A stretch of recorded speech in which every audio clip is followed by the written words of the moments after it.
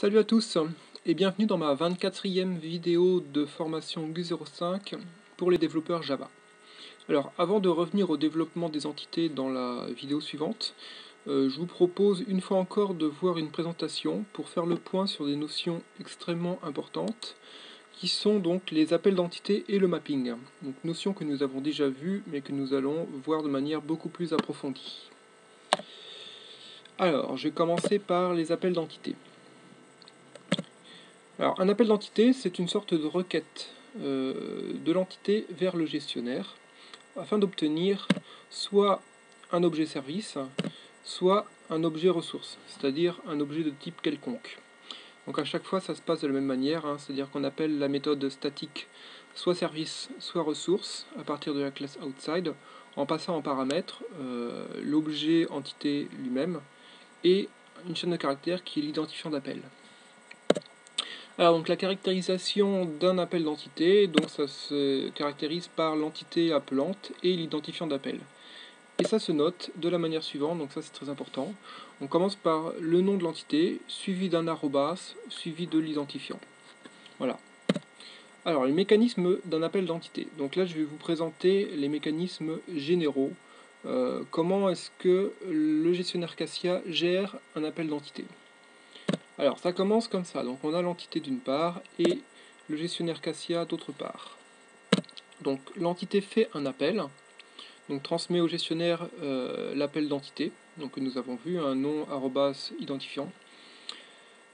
Cette information est traitée comme suit, c'est-à-dire qu'en fait c'est d'abord passé dans un premier moteur qu'on appelle le KeyFinder, dont l'objectif est de déterminer la règle de génération. Alors c'est ici que interviennent les règles de mapping. Donc on obtient la règle de génération, et cette règle de génération, en reprenant en même temps l'appel d'entité, tout cela est transmis dans un deuxième moteur qui s'appelle le Resource Provider, dont le but est d'obtenir, donc de fournir l'objet ressource.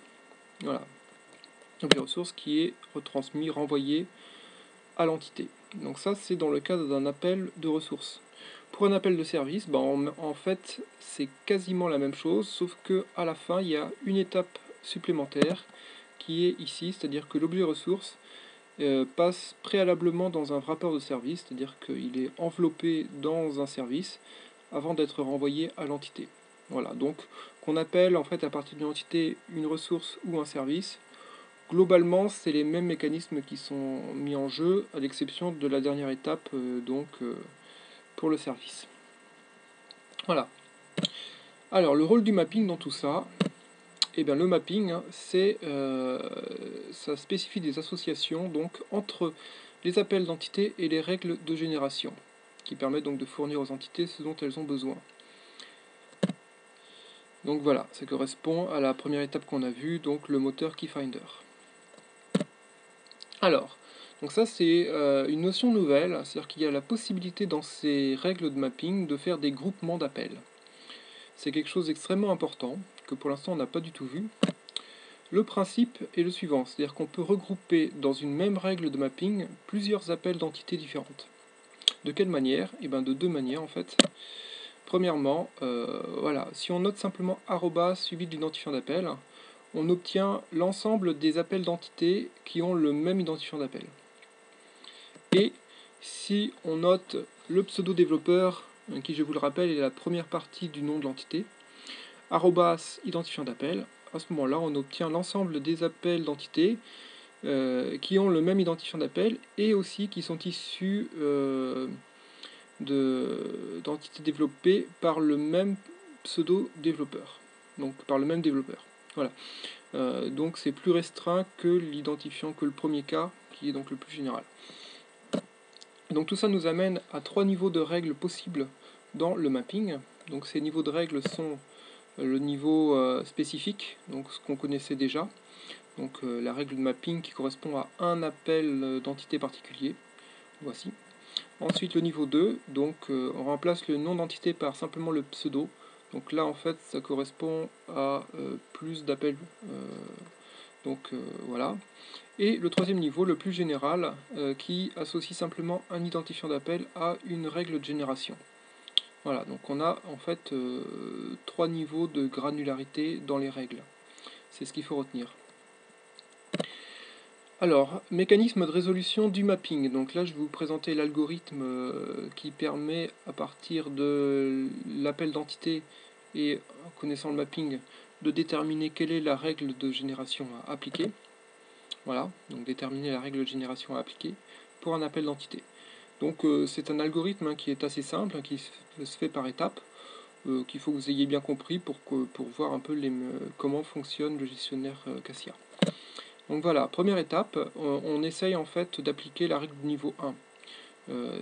Si en fait il y a une règle de niveau 1 qui correspond à l'appel, on applique cette règle et on renvoie la valeur correspondante de règle de génération. Sinon on passe à l'étape 2, donc on essaye de voir s'il y a une règle de niveau 2 qui peut s'appliquer. Et ensuite étape 3, donc voir s'il y a une règle de niveau 3 qui peut s'appliquer. Et si c'est pas le cas, à ce moment-là, dernière étape, donc il n'y a aucune règle de mapping qui peut s'appliquer à cet appel. Et dans ce cas-là, on utilise donc la règle par défaut, ce qu'on a déjà vu précédemment. C'est-à-dire qu'on considère que l'identifiant d'appel correspond à la règle de génération. Voilà, donc ça c'est vraiment la manière dont Cassia gère l'appel d'entité pour déterminer la règle de génération. Alors, donc le rôle de cette règle de génération, voilà, donc c'est interprété par le gestionnaire Cassia pour fournir un objet correspondant aux attentes de l'entité. Bon, c'est assez vague dit comme ça, et en fait ça regroupe un certain nombre, enfin des mécanismes quand même assez complexes. Donc voilà, c'est la deuxième partie, donc le moteur Resource Provider, qui prend en entrée non seulement la règle de génération, mais aussi l'appel d'entité. Voilà, donc ça veut dire qu'en fait le résultat peut dépendre de beaucoup de choses. Donc de l'entité d'elle-même, etc. Alors, on va donner quelques premières idées, donc premières notions sur la manière dont c'est analysé pour obtenir l'objet ressource correspondant. Alors, voilà. Comment ça se passe? Eh bien, en première étape, on regarde en fait si la règle correspond à un identifiant d'objet interne dans le gestionnaire. Donc l'identifiant d'objet interne, hein, c'est simplement un identifiant qui correspond à un objet qui est stocké dans le gestionnaire, voilà, qui correspond à une fonctionnalité particulière. Si c'est le cas, on renvoie cet objet interne. Sinon, donc le gestionnaire effectue une analyse de la règle pour lui appliquer un resource provider spécifique. C'est un peu compliqué dit comme ça, mais donc là en fait c'est l'étape complexe où en fait il essaye voilà, d'appliquer un resource provider, donc un moteur spécifique, pour récupérer l'objet ressource. Et donc si cette troisième étape, donc cette étape 2 ne marche pas, on passe à l'étape 3, qui dit que donc le gestionnaire considère que la règle de génération est un nom d'entité, et à ce moment-là il essaye de trouver l'entité correspondante, et si l'entité est chargée par le gestionnaire, à ce moment-là il renvoie une instance de cette entité. Et enfin, si aucune de ces étapes n'a fonctionné, à ce moment-là le gestionnaire Cassia est incapable d'interpréter la règle et une exception est générée. Donc là ça veut dire qu'il y a un problème de paramétrage ou quelque chose. Voilà. Pour finir, je vais vous montrer quelques objets internes, donc histoire de vous permettre voilà, d'utiliser des ressources du gestionnaire Cassia. Alors voilà, donc là on a des objets typiques hein, dont les identifiants sont donnés à gauche. Là on a le type au milieu, le type des objets, et puis donc une description rapide. Donc on peut voir par exemple avec l'identifiant internal.startDate ici donc la date de lancement de l'application. Voilà. Pour obtenir les arguments de l'application, on utilise internal args. Internal manager ID, donc ça fournit l'identifiant du manager, etc., etc. Là on peut obtenir la fenêtre principale, enfin voilà, on peut obtenir un certain nombre de choses. Et je vais continuer avec un deuxième tableau, la suite. Voilà, donc là en fait on a déjà utilisé, donc ça c'est que des maps hein, qui contiennent des données du gestionnaire. On a déjà utilisé app.propmap, app.iconmap et app.soundmap. Voilà. Alors, la suivante, donc app.filemap sera utilisée dans la vidéo suivante, vous allez voir. J'attire votre attention sur le fait que pour obtenir le mapping de l'application et pour obtenir la propriété de l'application, donc les identifiants des objets internes sont différents, donc les règles de génération sont différentes, mais donc le type renvoyé est exactement le même. Donc c'est une map de string en fait, une map de propriété. Voilà. Et donc pour finir, donc voilà, donc ça c'est la fin de la présentation. Je vous propose un petit exercice pratique, histoire de bien voir, si vous avez vu, donc pour voir en fait les étendues de tout ça. On va paramétrer notre application pour transformer notre entité de visualisation des propriétés en entité de visualisation du mapping.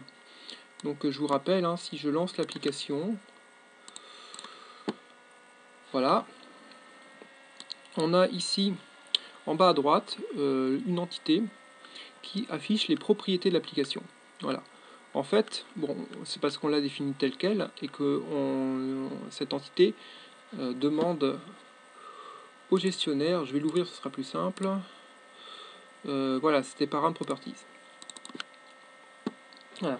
En fait, donc cette entité, qu'est-ce qu'elle fait? Elle demande au gestionnaire une map, qui est une map donc de chaîne de caractères, en passant l'identifiant app.propmap.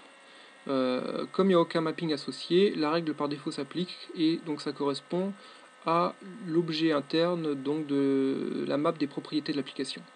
Donc ce que je voudrais vous faire faire ici, c'est transformer cette entité d'affichage des propriétés en entité d'affichage du mapping. Et en fait c'est très simple, il suffit de dire qu'à la place de la map des propriétés, on lui fait renvoyer la map du mapping. Et donc pour ça, eh bien, il n'y a qu'à modifier le paramétrage du mapping. Donc ça on va pouvoir fermer, on revient sur notre outil. Voilà, et donc on va dans le mapping et on va lui dire, et ben on va lui dire par exemple arrobase. Donc là c'est une règle de niveau général, de niveau 3, j'appelle ça comme ça. Voilà, et là je vais mettre internal.mapping. C'est-à-dire qu'en gros, je vais dire au gestionnaire à chaque fois que on te passe en fait un appel d'entité avec cet identifiant là, il faut que tu appliques la règle de génération internal.mapping. Et bien cette règle de génération fera que ce sera le mapping qui sera renvoyé à la place de la map des propriétés. Donc une fois qu'on a fait ça, il suffit de relancer l'application. Voilà. Et là, on a ici l'ensemble de notre mapping qui est disponible dans cette entité-là. Donc dans l'entité Charlie Display param.properties. Donc en fait, grâce au mapping, en fait, on peut modifier un certain nombre de choses. Et c'est juste pour vous dire que donc cette entité-là, il ne faut pas forcément la considérer comme une entité pour afficher les propriétés de l'application, mais une entité qui peut afficher en fait n'importe quelle map de chaîne de caractères. Voilà. Et ben j'en ai fini pour cette présentation et je vous dis donc à très bientôt pour une prochaine vidéo.